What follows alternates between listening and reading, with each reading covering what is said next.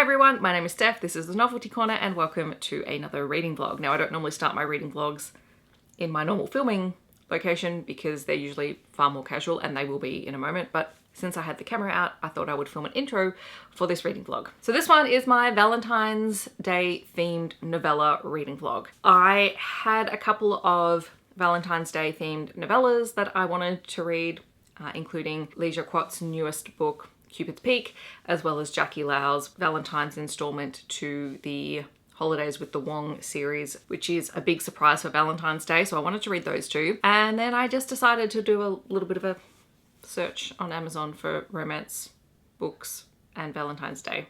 And I found a few other novellas that I thought would be entertaining to try. So along with those two, I also have A Very Mountain Man Valentine's Day by Shorehart, Azari, A Valentine's Day Romance by Alana Khan, which I think is a small town alien romance, A Date with the Mountain Man by Hallie, Bennett. I don't know, I just stumbled across these things. And then potentially the most hilarious one, it's not a romance, it's an erotica, is My Tentacle Romance by Amber Fox, which is a Valentine's tentacle erotica. So why not? Let's just read some things that I actually want to read, and then potentially something completely bonkers, because I need to do something entertaining with myself this weekend. So here we go. Sorry for the laundry sound in the background. I figured I would start off with the most bonkers book on this list because it's been a while since I read a bonkers book.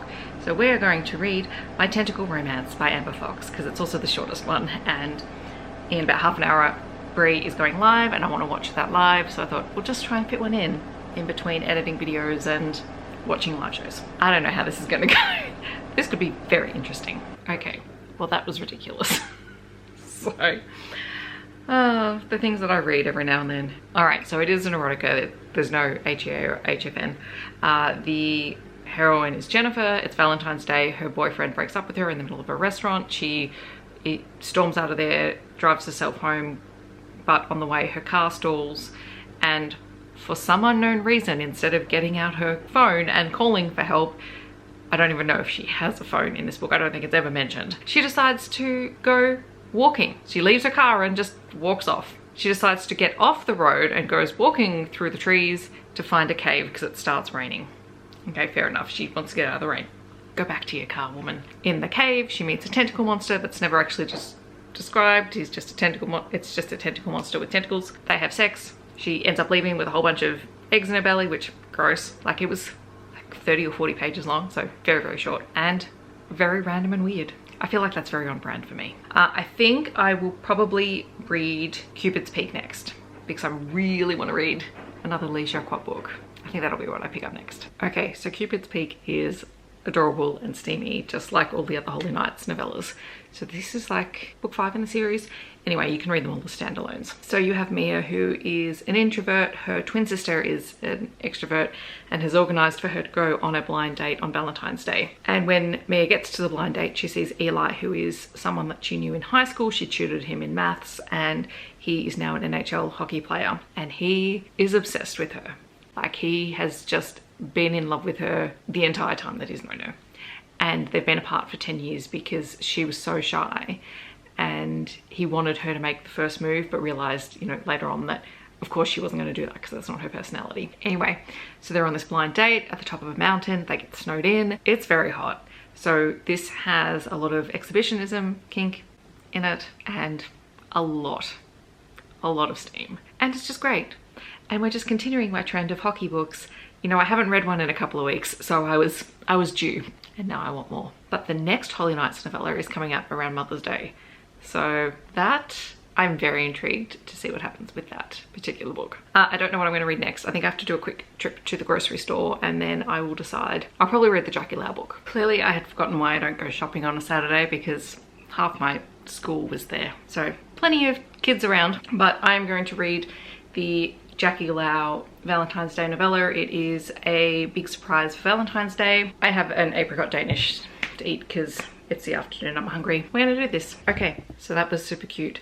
Amber has sworn off dating men because she's had some bad experiences, and she happens to run into one of her brother's friends in the supermarket while she's buying condoms, and they flirt and Sebastian ends up giving her his number and says, you know, if you ever change your mind, call me. And so eventually she caves, and she does, and they sort of embark on this no strings attached relationship, except of course they're building a relationship because they get along really well. And yeah, the feelings start to get involved, which is complicated for Amber because she doesn't want a relationship, and Sebastian's family doesn't think she's good enough for him because you have the two Asian families just constantly trying to meddle in their children's lives. It was just fun and really sweet. Sebastian was very adorable, Amber was highly relatable, and the whole thing was just a really good time. So I think the next one I'm going to read is the sci-fi romance Azari, but I am going to possibly jump in the shower first and tidy up a little bit and then do some more reading. So I just finished reading Azari, and it was, oh god, I probably should have remembered to keep the book up so I could remember who wrote it. So let's open it now. I'm a professional, clearly. This is by Alana Khan, and it is a sci-fi romance set on an alien planet called Erixia Field. Well, the town is called Erixia Field, so I don't know what the planet's called. A human woman called Phaedra has recently just moved there. She's a librarian, and she's out at a party with a whole lot of aliens and humans, and this town loves celebrating Earth holidays. And I get the feeling there are two books before this, a Christmas and a Halloween story, so I'd be interested to go back and read those. She gets asked about Valentine's Day because the town is thinking about celebrating Valentine's Day, except Phaedra hates Valentine's Day because she's always on her own, and she hates how the commercialized holiday makes her feel because, you know, she's never had a partner on Valentine's Day. So she starts talking about the Valentine's Day massacre in the 1920s. The mayor of the town, Azari, overhears that part of her conversation, and he becomes intrigued and does a bit of research, and then he calls her into his office the next day because he thinks it's a great idea to have this 1920s flapper style gangsters and whatnot Valentine's Day holiday in town. Phaedra jumps on board with it, but then of course one of the other humans hears it and gets a bit miffed that it's not the candied Valentine's Day. So there's a bit of a misunderstanding there, but it's very sweet. Azari is just adorable. Phaedra, like her having the opportunity to help plan this whole themed event, it's just great, sounds amazing, and I really enjoyed it. It does of course end up with, you know, a prologue with them celebrating traditional Valentine's Day, you know, a year later, and her being pregnant and whatnot, because of course it does. But for the most part, like, this was just highly enjoyable and very quick and easy to read. I think it's about 170 pages. And yeah, I'd be very intrigued to go back and read some of the other novellas for other holidays later in the year. I need to go make some dinner. I need to bring in the laundry, well, the clothes that I had outside drying, and yeah, then I've got 2 more books to read tonight. Okay, so I just finished A Date with the Mountain Man by Hallie Bennett, which is another novella. This one is another small town romance, and it seems to be a shared universe, I think. So you have Willow, who moved into the town, and she believes in this town's legend that people in Suitors Crossing find their heart sparks, or the person they're meant to be with, like a soulmate, and she hasn't found anyone. And then you have Reese, who is the local blacksmith, who, after his mother left his father, who desperately believed that the woman that he married was his heart spark.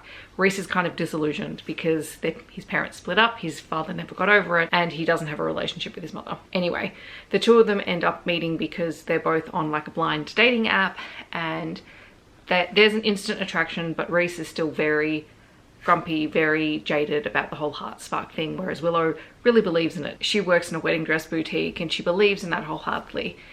And it's about them sort of reconciling and meeting in the middle, and Reese also realizing that some of his apprehension about falling in love has to do with the way that he's seen that modeled and with his father and whatnot. So look, it was an interesting read. I'm not sure I'd read more in the series. Like, there are a couple of interesting characters, and there was one character who was named after a character in the series that shall not be named, and there were just too many references to HP in this book for me to feel overly comfortable with it.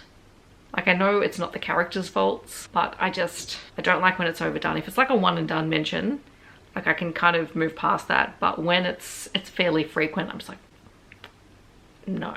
Anyway, I have one more book to read, and I'll update you on what that is once I get to it. The last book that I read for this vlog was A Very Mountain Man Valentine's Day by Shorehart, which was a surprisingly sweet little small town mountain man romance book. So this one is also under 100 pages, and it is about Rory and Rhodes, who met accidentally when Rory sent an email to the wrong person.